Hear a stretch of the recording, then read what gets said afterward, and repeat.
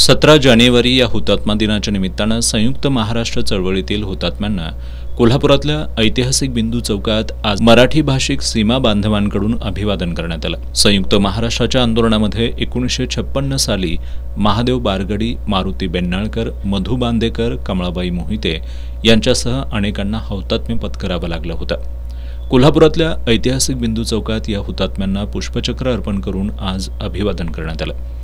यावेळी सीमाप्रश्नी नव्या उर्मीनं लढा देत राहू आणि हुतात्म्यांचं संयुक्त महाराष्ट्राचं स्वप्न साकार करू असा निर्धार अखिल भारतीय मराठा महासंघाचे राष्ट्रीय उपाध्यक्ष वसंतराव मुळीक आणि महाराष्ट्र एकीकरण समितीचे सरचिटणीस मालोजी अष्टेकर यांनी व्यक्त केला।